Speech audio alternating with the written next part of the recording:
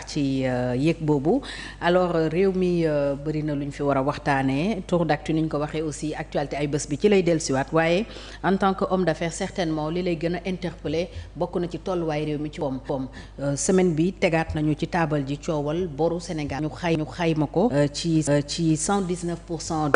du PIB muy endettement boo xam ni inquiété na ñu baree bari sax ci ne Sénégal bor ci Afrique donte am na nag ñu ci àndul ñu mel ni professeur Amath Ndiaye miste yow ban lecture nga am tey thème d'endettement bu Sénégal ak fi bor bi toll 119% du PIB. parce que xam nga man sama différence ak ñu bari mooy il n'existe aucun pays au monde boo xam ne bi doo endetté wu. Sénégal critère de convergence yi ñuy def ak affaire yooyu yëpp man je les ai toujours combattu. J'ai toujours dit que arrêter de dire que woy ay seuil de 70-75% affaire yooyu nekk bàyyi leen loolu ñun dañu nekk ay pays yoo xam ni tout est à faire te kon exploiter guñu suñuy ay ressources minières comme il le faut développer guñu suñu ay agriculture pour créer ay plus-value yu ñu mën a permettre pour que ñu financer suñu développement donc nous sommes obligés de nous endetter. Nous sommes obligés de nous endetter mais le débat bi xam nga fan la war a nekk suñu endetté woo qu'est-ce que nous avons fait de l'endettement le président Macky Sall aujourd'hui képp koo xam ne ki nekkoo woon Sénégal te nga ñëw ci Sénégal ak les pays de la sous-région ñoom ñëpp buñ dikkee di xool Dakar di xool dëkk bi dañuy émerveiller parce que en termes d'infrastructure def il a satisfait presque tous les comportements le sport la culture yëpp mais suñu xaalis kon am na fu mu ko dugal loo xam ni c'est visible mais li ñu doon wax moom li ñu waroon a def léegi mooy ku bëgg a def reddition des comptes da ngay def l'évaluation des politiques publiques pour dire que li mu def ci sport bi en termes d'argent li mu def ci agriculture bi li mu def ci infrastructure bi à quel prix ñaata la ko defee ak lan la waroon mën a def loolu ce régime là man foofu laa leen doon xaar mais ñoom bi ñu dikkee dañoo xool les rapports des audits ay affaires ñu commencé di permettre à la justice mu agir d'accord quand des corps de contrôle liggéey ba génne ay rapports faut pas les mettre sous le coude il faut laisser la justice faire son travail mais la ñu waroon a jëkk a mën a def mooy au lieu de s'appesantir sur les pourcentages d'endettement loolu am na ba pare Sénégal leb na dana ko fay quel que soit A ou B daf ko war a fay donc le débat n'est plus de dire jël ngeen lii dañ naan yéen li ngeen jël ñaata ngeen ko defee ba pare ñu jéem a trouver nag maintenant quelle est l'équipe qui va essayer d'utiliser ses compétences pour pousser les bailleurs à accepter un autre programme mais doo ñëw di ne bon ok comme bailleurs yi ñi ngi étudier programme joxeeguñ ko naa dem ci au marché parallèle bi di fa jël xaalis à des taux exorbitants parce que nous sommes obligés de nous endetter. Oui. Aujourd'hui, si nous ne nous endettons pas sur le marché parallèle, si les partenaires financiers yi ñu amoon joxuñu ñu, le Sénégal va être bloqué parce qu'on a des charges fixes qui sont les salaires, on a des projets sociaux qui sont là et nous avons à rembourser la dette. Oui, alors à partir de ce moment, il nous faut des ressources. Boo tollee foofu da ngay dem nga jël sa borom xam-xam yi nga am ñu ñëw fekk ak ñi nga yor yow. Parce que bu ngay jël pouvoir ànd nga ak ay financiers ànd nga ak des gens qui sont à l'extérieur am na ci ñoo xam ne am na ñu xam-xam nga boole ko ak ñi nga yor ak ñi nekkoon au niveau du ministère de l'économie et des finances pour que ñu def le programme bi nga xam ne moo mën a permettre que les bailleurs ñu ñëw parce que l'endettement n'est pas un cas bloquant les gens ne peuvent pas aussi mettre le Sénégal dans le panier parce que nous sommes un pays qui compte on a des ressources humaines on a une position géographique on a des projets d'avenir tout le monde a besoin de nous su ko defee ñun ñu war a xool naka la ñuy liggéey ak ñoom ci fànn boobu nag nga ma wax fi loo xam ne il faut que nous soyons honnêtes accepter de nous dire la vérité parce que lii xew ci dëkk bi ñu ciy def exprès di ko jéem a bàyyi dafa baaxul c'est pour parler soo naan nous dire la vérité lan ngay wax loolu fi laay jëm mooy on ne peut pas accepter aujourd'hui man boobu je peux pas l'accepter que ceux qui sont au niveau du ministère de l'économie et des finances, j'ai entendu Cheikh Diba parler d'architectes, de techniciens, de maçons et de clients. Mais architecte beeg propriétaires ñëpp ils sont responsables parce que Macky Sall c'est lui qui passe une commande parce que c'est lui qui détermine la politique de la nation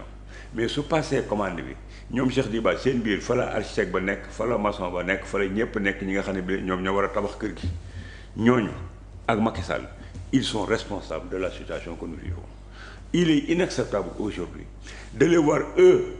qui avaient fait la conception. moom moo nekkoon sax le directeur moo occupé yëpp moom c'était de la programmation budgétaire à l'Assemblée nationale programmation budgétaire il a été conseiller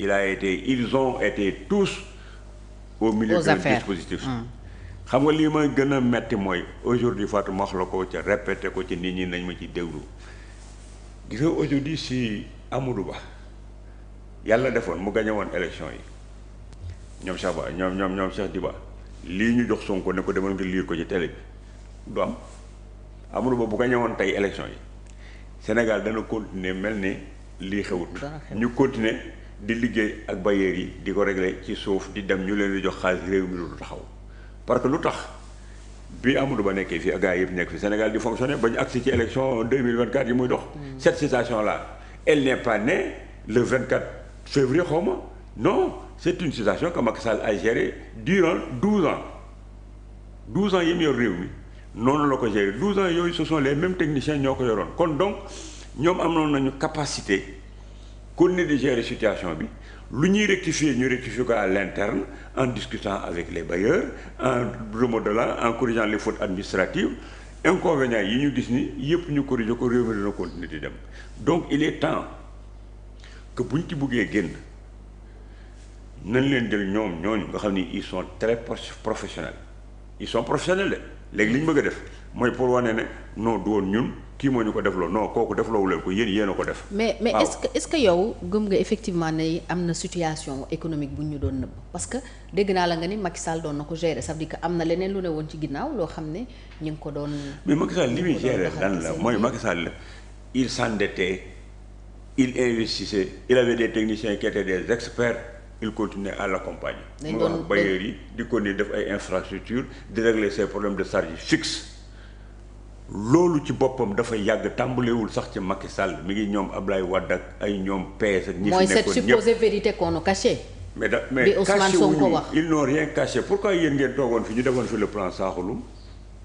du dañ dama toog yaa ñu xool ne l'économie du Sénégal était défaillante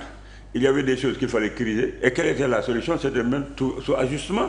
on vous met sous ajustement su fekkee ne dem ngeen ba arrivé à un moment boo xam ne bi mënatoo dem te la tax ngay mën a dem c'est une gestion à l'interne c'est des choses qu'il ne fallait pas faire c'est des investissements non productifs c'est des difficultés de remboursement de la dette à partir de ce moment ils nous ont ajusté on n'ajuste pas une économie qui marche on l'améliore et ça permet d'avoir des perspectives autres ba comme xamoon nañ ko ci kiiwu plan Sakhoulou bi ñu continuer jóge fa les mêmes techniciens qui sont au niveau du ministère de l'économie et des finances ont accompagné tous les présidents qui sont ici su fekkoon ne tasewuñu avec ces jeunes là qui veulent faire la rupture en disant que maintenant ils ont regardé du dehors ils se disent que ça ne marche pas ils vont tout mettre sur la table et puis def une espèce d'opération main propre et puis pour dire que maintenant voilà la situation réelle faites-nous confiance nous allons faire meilleur que les autres c'est une bonne démarche mais dafa am ay conséquences ça veut dire que. conséquences yi moom la ñuy dund nii vous donnez l'occasion au FMI et aux partenaires internationaux di ñu poser ay conditions yoo xam ni yi day permettre ñu rembourser leen xaalis bi ñu leen yoreel ça veut dire que il faut jouer sur les projets sociaux il faut nous tere ñu yenn investissement yi. prioriser ñoom les possibilités de remboursement de la dette et de permettre à l'économie parce que c'est comme un fondé de pouvoir quand il est dans une banque nga nekk un entrepreneur. mu ñëw lebal la ay milliards. mais xam nga du xëy benn suba daal di lay nangu sa kër arrêter sa activité déet da lay accompagner petit à petit pour que ngay def le remboursement de ce qu'il t'a donné.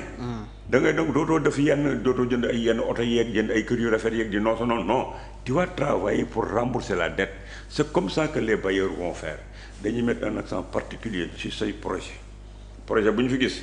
nga xam ne bi day hypothéquer le remboursement de la dette. ñu bloqué ko indi la ay critères yoo xam ne ci la ñuy nekk mais nous avons la possibilité encore une fois de plus de gérer la situation de redémarrer un nouveau programme def le maximum pour suñu économie dana dox